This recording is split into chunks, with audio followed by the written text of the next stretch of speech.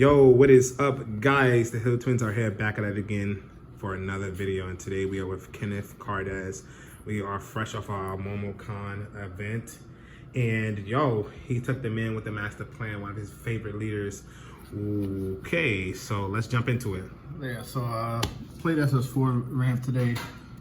Did pretty well, 4-3. Bad beats, made some misplays, but that's because this was like the first real regional that wasn't online, sitting in front of my computer eating Cheetos and shit. But yeah, played the Ramp Master himself. Real quick, 30 seconds. SS4 Vegeta, what's his potential in this meta? Especially with the current ban list right now, I think this is a good blue deck to play in the current format alongside stuff like Android 21 and Beerers and things like that. Right. I think blue's wide open right now. So even without the dirty bears, huh? Yeah, this is one of those decks that I think that could still do something. Okay. I've been playing it since it came out, so I'm always going to think it's going to do something. Okay, all right, let's get it. Let's get into it. Obviously, for the unisons, from the last profile, we're down to one Majin Buu because that's all we're allowed to play. Right. To make up for that, we decided to main deck the actual Protector of the Earth package this time around. This is just a fantastic package. Every time I played it against my opponent, there was a groan of utter, like, discontent, basically. Right.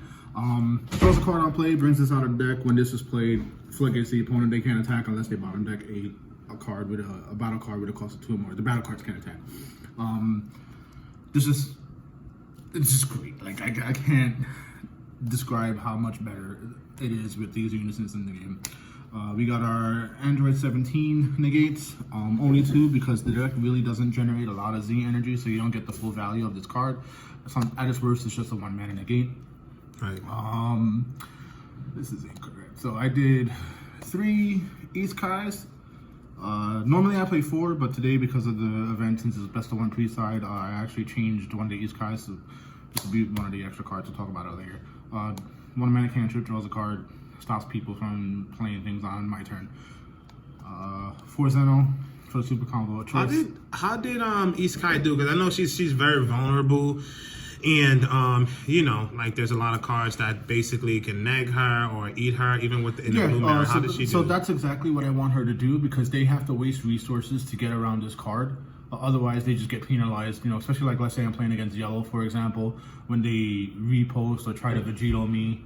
Like, it's an extra cost on top of whatever they have to pay. Right, and you already drew your 1 card already, yeah, so it's like... she already had her value. Right. So she sits there and she's like, you're going to deal with me now. Okay, that's fair. So she puts in a lot of work, and I would never take it out of the deck, ever.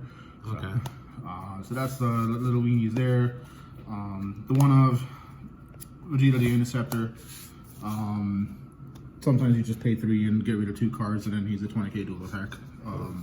Didn't get the counter off this game, but it's there when you need it. 2 baby and then 3 kale. This is how you win games off of, you know, alternative ring cons. Self-explanatory. We play these Gokus and these Gokus because one of our other ring cons is this guy here, Ultra Instinct Sign Son Goku. Because I knew it was best of 1 pre-side, I pretty much knew everyone and their mother was going to try to play a Jiren against me, so I wanted to go with as many alternative ring cons as possible. So this guy comes in for 3, and then I can pay 2 to evolve on top of this one. This guy comes out for 4, and I can get this out even earlier if I draw it early enough. There was a game where I negated with this, had 7 energy, I evolved for 2, went to attack, he tried to negate, and then I baby Golden Avenger, and then it was just game. Like, right. Comes up sometimes, you know, at its worst, you can just hard cast this and just attack with him. You know, you don't get the bounce effect, but not being able to combo is what really makes this card pretty decent in my eyes. Yeah, it's such a beautiful card. I can't find mine. Three guys that say draw 4 cards. Right. 3 self-explanatory blocker. We do keep the 1 turn the tide. Baby Hatch for a secret rare choice, and 2 of the Son Gohan Power Reclaimed. Onto the extra cards. Main border Desperate Measures, because a lot of the prevalent Z battle cards are usually 2-cost cards. Against Cumber, Fu's a low drop. Against Android 21, you hit the 2-cost Android 21 Z battle card. against red, you hit the Vegeta rush. Just Well, a it great can't card. hit the rush because it has the flag, but Oh, that's right. You're right. yeah. Any G battle card that doesn't have the flag, it's Yes. good against. I never really got it off against the rush, but yeah, that would have probably explained why. D Magic, of course. Rest in peace to one of my favorite cards in this deck. This card did nothing wrong. Bandai, I don't agree with that decision. 4 rounds, 4 Senzus, and of course, also Instinct Kamehameha. And then the last card, this was a Mofuba. Shout out to your brother for recommending it. Yeah. It actually put in a pretty decent amount of work. Yeah. For that. I guess we'll get into the Z deck first before the side deck. So on to the impossible. Sometimes people like to stone me out. This is a way to get down to 4 life. And everything else is pretty much pretty staple. 2 Beers, 2 Cell, 1 Vegeta, and then I tuck the 121 for additional ramp. Also pops a card. That's kind of relevant sometimes. Right.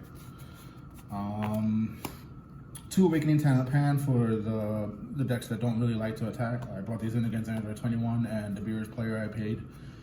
They did pretty well. Striving to be the best. Didn't play any Sin today, so I didn't really bring these in, but this is mostly for the Sin matchup and any type of rush decks that have low drops. This was mostly if I encountered it, if I saw that it was a green leader that might have had hand control, draws 2 cards, 3 mana, 20k. Right. I wanted to try these out, didn't really get any opportunities to do it. So this might be a flex spot, but it's just such a good counterplay and a counter attack. Right. And it can't be stopped, so it's pretty cool.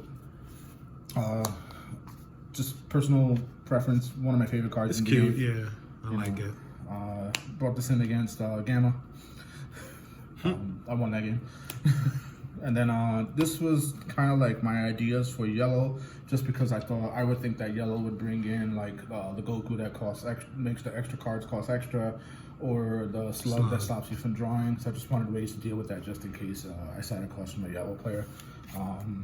I sided them in, and most of the yellow guys never really summoned them against me, so maybe they weren't playing them. I don't know. Yeah. Just wanted to kind of like No, people are not playing them, which is weird, but just kind of wanted to have like something for everything, basically. right, 100%.